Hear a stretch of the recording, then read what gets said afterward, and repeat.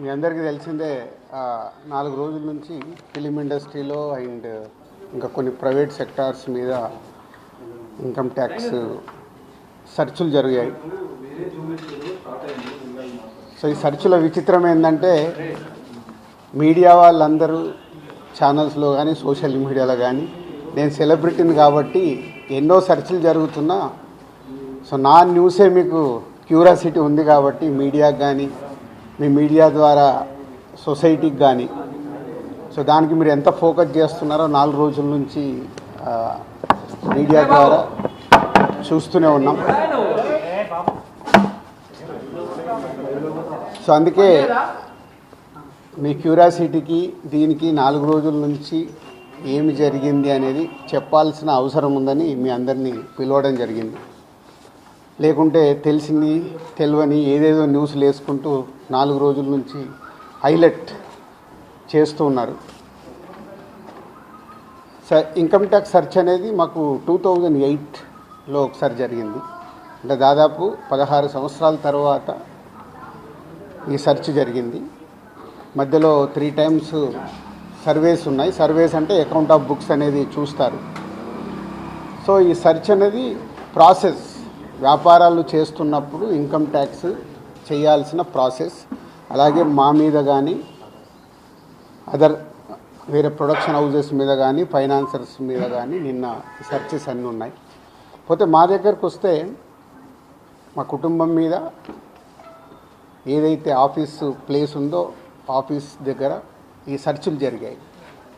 So మొదటి 3 రోజులు ఎవరిది వాళ్ళకి ఇండివిజువల్గా సెర్చ్ చేసి స్టేట్మెంట్స్ తీసుకుంటారు. అయిన తర్వాత లాస్ట్ డే నిన్న ఆఫీస్లో కన్క్లూడ్ చేస్తారు. సో మా హౌజెస్లో జరిగిందా కానీ ఆఫీస్లో జరిగిన దాంట్లో కానీ చాలా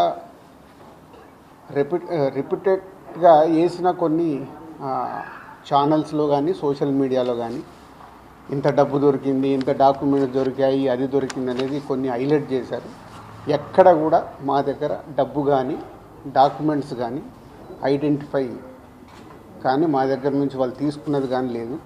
నా దగ్గర ఒక 5 lakhs, మా శిరీష్ గారి దగ్గర ఒక 4.5 lakhs, అలాగే మా డాటర్ ఇంట్లో 6 lakhs, ఆఫీస్లో 2.5 lakhs, మొత్తం బిలో 20 lakhs మా అందరి దగ్గర కలిపి బిలో 20 lakhs ఉంది. అలా ప్రతి ఒక్కటి ఇట్లా వాళ్ళు ఇన్కమ్ ట్యాక్స్ ఏమేమి చూశారనేది ఇలా వాళ్ళది అయిన తర్వాత పంచనామా చేసిస్తారు. సో క్యాష్ రూపంలో అది. అలాగే 5 సంవత్సరాల నుంచి మేము ఎక్కడ ప్రాపర్టీస్ కానీ వేరే దాంట్లో ఇన్వెస్ట్మెంట్ చేయడం కానీ ఎక్కడ ఏమీ జరగలేదు. అది కూడా డిపార్ట్మెంట్కు టోటల్గా అందరి దగ్గరికి వెళ్ళి క్లియరెన్స్ చేసుకున్నారు. ఇది క్లీన్, ఎక్కడ డాక్యుమెంట్స్ కానీ అలాంటివి ఎక్కడేం లేవు. అలాగే బిజినెస్ దాంట్లో ప్రొడక్షను, డిస్ట్రిబ్యూషను, థియేటర్ సైడ్ ఉన్నాం కాబట్టి వాళ్ళకి అన్నీ డీటెయిల్గా కావాలి. డీటెయిల్ అంటే ప్రొడక్షన్ ఎలా జరుగుద్ది, ప్రొడక్షన్లో 24 crafts ఉంటాయి. ఆ 24 craftsలో లావాదేవీలు ఎలా ఉంటాయి ఒక్కొక్క సినిమాకి. సో ఆ డీటెయిల్స్ అన్నీ వాళ్ళు తీసుకోవడం జరిగింది.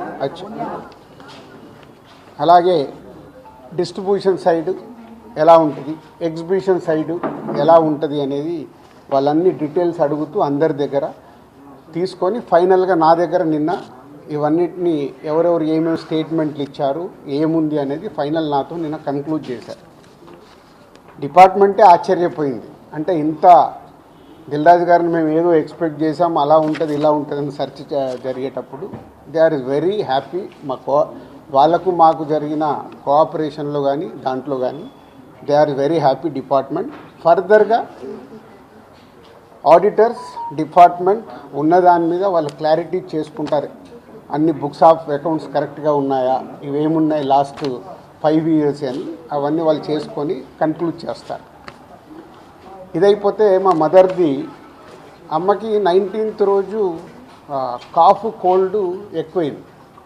19th అయిన తర్వాత ఇంట్లో వెళ్ళేసి ట్రీట్మెంట్ తీసుకొని వచ్చి ఇంట్లో ఉన్నారు. సడన్గా కాఫ్ ఎక్కువ అవుతే ఇమీడియట్లీ హాస్పిటల్కి పంపించాం. దానికి ఎవరో కొందరు హార్ట్ అటాక్ అని ఇంకేదో అయిందని రకరకాల న్యూస్లు క్యారీ చేస్తారు. She very fine.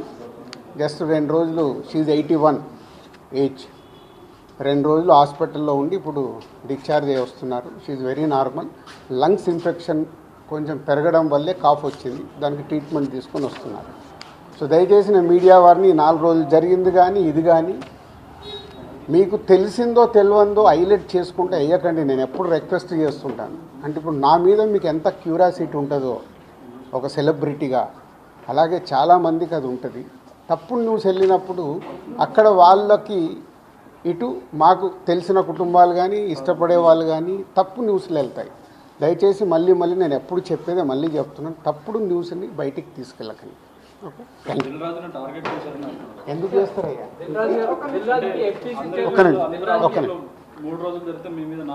నాలుగో రోజు నాది కాదు కదా, మైత్రిలో జరిగింది, అభిషేక్ మీద జరిగింది, ఇలా అందరి మీద. ఇది ఇండస్ట్రీకి సంబంధించి ఎందుకు టార్గెట్ చేస్తారు? ఇన్కమ్ ట్యాక్స్ అనేది ప్రాసెస్, ఇదేమి ఇల్లీగల్ కాదు. ఇన్కమ్ ట్యాక్స్ అనేది ప్రతి ఒక్కరికి, మీరు కూడా టీడీఎస్లు కడతారుగా, ఎందుకు కడతారు? అస్సలు తప్పు. ఇవే అంటున్నా, రాంగ్ న్యూస్లు మీ ఇష్టంకి వచ్చినాయి అనేసుకొని వేయడం ఎందుకు? అభిషేక్ అగర్వాల్ కూడా ఉన్నాడుగా, మైత్రి కూడా ఉందిగా, వాళ్ళకు ఉన్నదాని మీద 18 ఇయర్స్ అయింది. మా మీద సెర్చ్ జరిగి 18 ఇయర్స్, ఏమో 2 ఇయర్స్ కాలేదు, 3 ఇయర్స్ కాలేదు. అంటే ఆఫ్టర్ 18 ఇయర్స్ దిస్ వాళ్ళు ప్రొసీజర్, ఇన్కమ్ ట్యాక్స్ ప్రొసీజర్లోనే జరిగింది. ఎక్కడ ఏమీ లేదు. అనవసరమైన ఎక్కువ మీరు ఊహించేసుకొని హైలైట్లు చేయదు. ఓకే,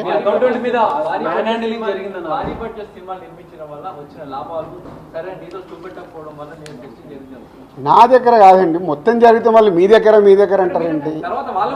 సో అన్నీ జరుగుతాయి. It's a process. ఇందాక చెప్పాను కదా, 24 క్రాఫ్ట్స్కు ఎలా స్పెండింగ్ చేస్తున్నారు. ఇప్పుడు మా గేమ్ చేంజర్ ఇంత బడ్జెట్ అయింది, ఎలా స్పెండ్ చేస్తున్నారు. They want all accounts. మేము క్లీన్గా ఉండొచ్చు, తీసుకున్నోడు ఉండకపోవచ్చుగా. సో మా దగ్గరికి వెళ్ళి అన్ని డీటెయిల్ తీసుకొని ఎవరెవరికి వెళ్ళాయో వాళ్ళ ద్వారా చెక్ చేస్తారు. ఎందుకంటే TDS, GST, so many process ఉంటాయి. అంతేగాని ఎక్కువ ఊహించేసుకుంటున్నారు. ఏం లేదని అంటే హైలైట్స్ దాంట్లో ఉండకుండా కొంచెం బయటికి రండి అని నా రిక్వెస్ట్. టాప్ డైరెక్టర్స్ కి బ్లాక్ ఇవ్వడం వల్లే ఇష్యూస్ వస్తున్నాయి అనేది కూడా వినిపిస్తుంది. మీలో కొంతమంది, మీ ప్రొడ్యూసర్స్ కొంతమంది చెప్తున్నారు. దీనికి ఏమంటారు? మీ ఛానల్స్ కూడా చాలా చెప్తారు. బ్లాక్ ఎక్కడ ఉంది, ఎక్కడికి వెళ్ళి వస్తుంది, నువ్వు సినిమా ఎక్కడ చూస్తున్నావు? ఆన్లైన్లో టికెట్ బుక్ చేసుకుంటున్నావు. 90% బుక్ మై షోలో బుక్ చేసుకుంటున్నావు, పేటీఎంలో బుక్ చేసుకుంటున్నారు. ఎక్కడుంది క్యాష్? 90% అకౌంట్లోనే. అదే అందరు మీరు బుక్ చేసుకుంటున్నారు, సినిమాలు చూస్తున్నారు. అది మళ్ళీ మీ ఊహ. ఎవరికి రావాల్సిన స్టోరీలు ఎప్పుడు రాసుకుంటూనే ఉంటారు. ఎందుకంటే మీకు కూడా హైలైట్స్ కావాలి కదా, లేకుంటే కష్టంగా. నేను మీకు అదేనండి చెప్తున్నా, 2008లో అయింది సెర్చ్ నా మీద. ఎన్ని సంవత్సరాల తర్వాత వచ్చారు? 1, 2 ఓన్లీ నా మీదే అవుతే మీరు మాట్లాడేది రైట్. ఇండస్ట్రీలో చాలామంది మీద అయింది కదా. సో దానికి లింక్ లేదు కదా. అదే అనవసరమైనది ఊహించుకొని లింకులు చేయకుండా నా రిక్వెస్ట్. అసలు నేను ఆఫీస్కి వెళ్ళాను, మరి నాకు ఎవరైనా చెప్పలా.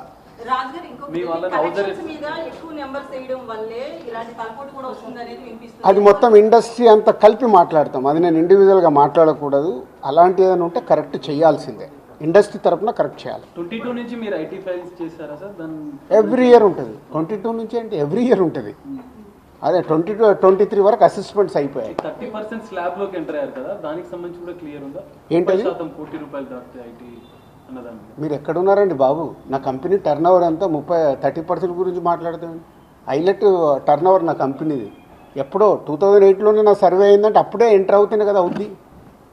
అయితే ఫిల్మ్ ఇండస్ట్రీలో రైట్స్ జరగడం కూడా ఒక ప్రెస్టీజ్ ఇష్యూగా కొంతమంది చూస్తున్నారు. డైరెక్టర్లు, హీరోలు వీళ్ళంతా దీనికి ఏమంటారు మీరు? అంటే ఇన్కమ్ ట్యాక్స్ వాళ్ళు అదే అంటారు, సార్ మేము వచ్చినామంటే మీరు పెద్దోళ్ళు అని. సో మీ మీద కూడా చేయించుకోరు, మీరు ఫాస్ట్గా పెద్దోళ్ళు అవుతారు.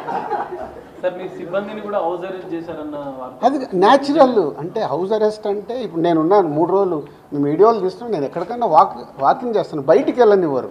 కమ్యూనికేషన్ కాకుండా వాళ్ళకి కావాల్సిన ఇన్ఫర్మేషన్ తీసుకోవడానికి అందరినీ డిఫరెంట్లో ప్లేస్లో పెట్టి ఫైనల్గా కన్క్లూడ్ చేస్తారు. ప్రొడక్షన్ టైంలో జరిగిన లావాదేవీలు, తర్వాత మీ సినిమా రిలీజ్ అయినాక వచ్చిన లావాదేవీలు, వీటన్నిటిని అడగడం జరిగిందా లేదా? ప్రొడక్షన్ అది ఆటోమేటిక్ అండి, అది ప్రాసెస్. వాళ్ళకి అదే అవగాహన చేసుకోవటానికి. సినిమా క్యాష్ ఉన్న బ్యాంక్కి వెళ్ళి డ్రా చేసే పెడతారు.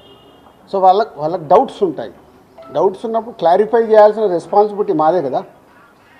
సో అలా ఒక్కొక్కటి ప్రొడక్షన్ ఏంటి, డిస్ట్రిబ్యూషన్ ఏంటి, ఎగ్జిబిషన్ ఏంటి, ఎలా ప్రాసెస్లో ఉంటాయి అన్నీ ఎక్స్ప్లెయిన్ చేస్తూ వచ్చాను.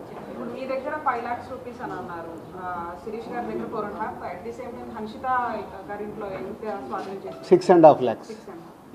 టోటల్ కలిసి 20 లక్షలండి. క్యాష్ రూపంలో మా ఫ్యామిలీలో కానీ ఆఫీస్లో కానీ 20 lakhs. అది దానికి కూడా ఇది అన్అఫీషియల్ కాదు, ప్రతి ఒక్కదానికి ఇట్లా డాక్యుమెంట్ ఇస్తారు. ఇది 5,50,000 సరే గోల్డ్ దొరకలేదు, గోల్డ్ ఉంటుంది.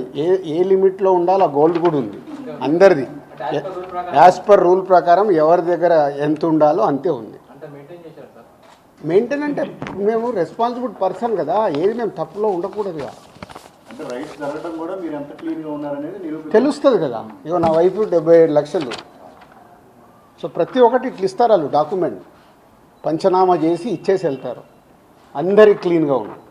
అయితే ఎన్ఆర్ఐ నుంచి పొలిటీషియన్స్ నుంచి కొంత బ్లాక్ మనీ రావడం, దాన్ని ఎక్కువగా ఫిల్మ్ ఇండస్ట్రీలో పెట్టడం ఇలాంటివి జరుగుతాయి అంటారు కదా, దీని గురించి నాకు ఇప్పియరాదు, నేను తీసుకుంటా. మరి తక్కువ ఇంట్రెస్ట్లో ఎక్కువ ఇంట్రెస్ట్లో కడుతున్నాను నేను.